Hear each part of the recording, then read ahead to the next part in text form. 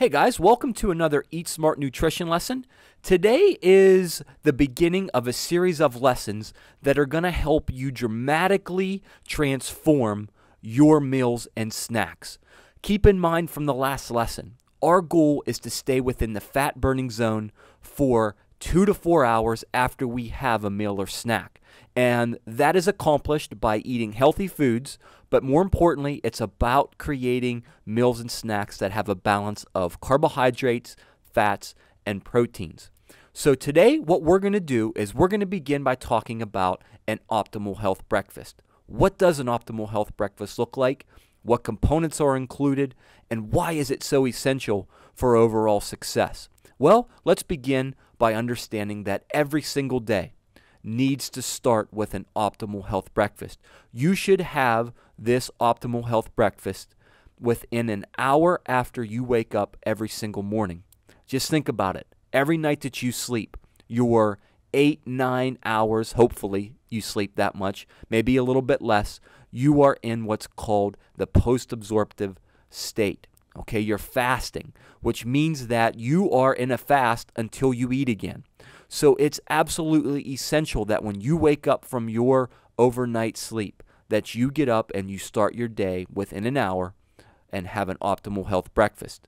Doing so helps you reach your daily fiber, calcium, carbohydrate, and protein goals while limiting the amount of sodium, saturated fat, and cholesterol.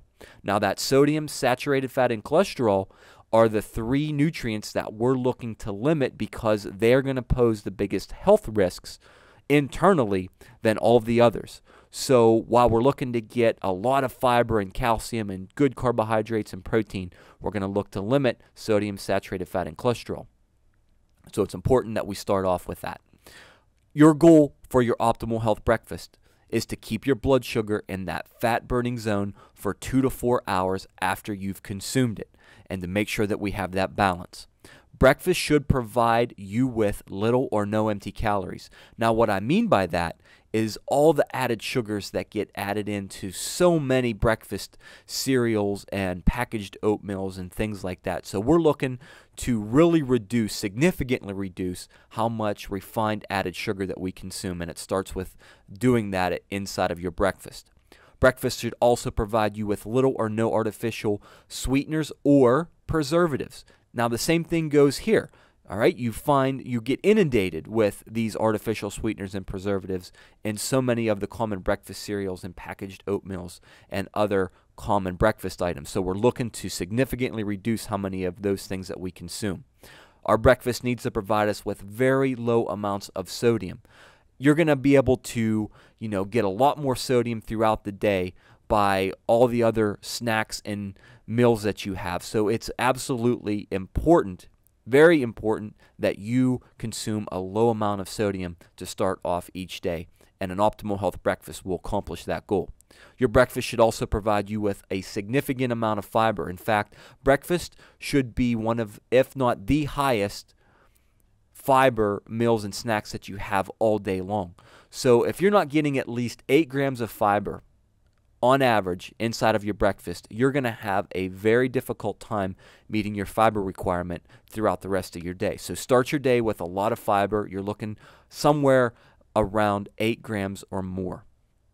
Your breakfast should also provide you with a lot of calcium, and you're going to get that through a lot of the dairy, such as skim milk or soy milk if you're lactose intolerant or vegetarian. Our breakfast also needs to provide us with essential fats, and we're going to talk a lot more about this, but essential nutrients, in particular in this case, essential fats, means that our bodies don't make them. We have to consume them from the foods that we eat for health. So mono and polyunsaturated fats are two essential fats that we're looking to get some of inside of your breakfast, and I'm going to show you how you can do that. Breakfast should also provide you with a good mix of fats, carbohydrates, and proteins. And that last point is probably the most important, because that's the key with keeping yourself within that fat burning zone for 2 to 4 hours, is having a balance of fats, carbohydrates, and proteins. So how do you create this perfect breakfast?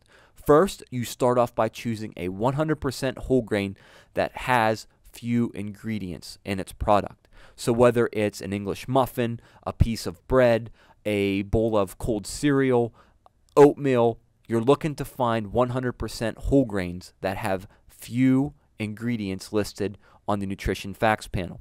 Now, don't get too concerned about this yet, because we're going to learn how to read food labels and you're going to learn a lot more about how you do this. But for now, just look for those ingredients that are 100% whole grain that contain very few ingredients. We're also going to add a serving or two of raw fruit to this perfect breakfast. We also are going to add ground flaxseed. And this is an example of one of those essential fats, because flax seeds contain a significant amount of omega-3 fatty acids, which we as a population are very deficient in. So flax seeds are going to provide us with an awesome source of omega-3s plus fiber plus protein. So we're going to add this on nearly every breakfast. We're also looking to add a significant source of calcium, and you're going to get that again from the skim milk or soy milk if you're vegetarian or lactose intolerant.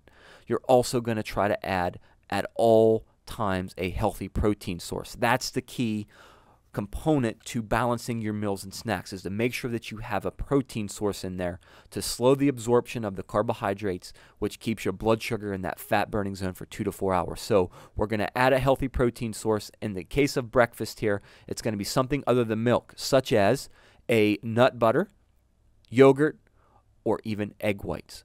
So you're probably wondering, well, what does this look like? Well, let's go ahead inside of your journals and I'll show you a few examples of optimal health breakfast options.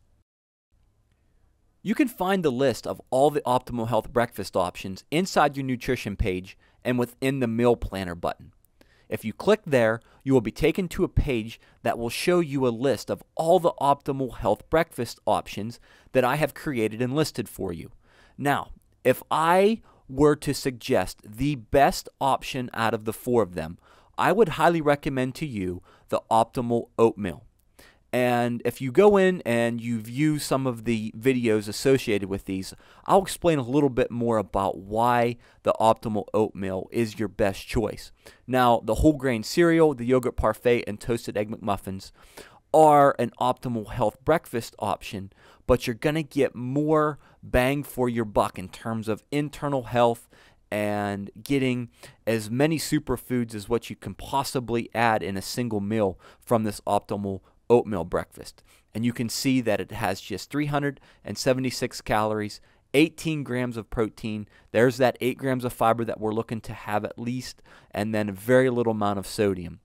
If you had to pick the one that you wouldn't want to have every single day, it would probably be the toasted egg muffin, for the simple fact that it does lack the amount of fiber that some of the others do, and it is significantly higher in sodium.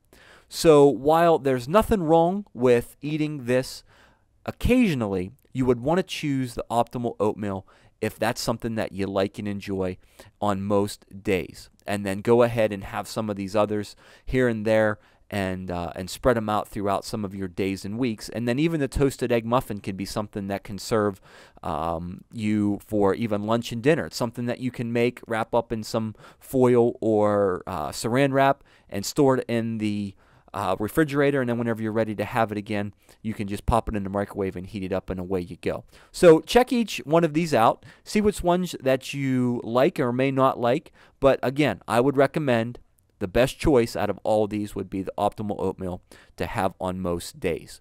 So I hope that helped. Enjoy, guys. Let me know if you have any questions about that. Bye-bye.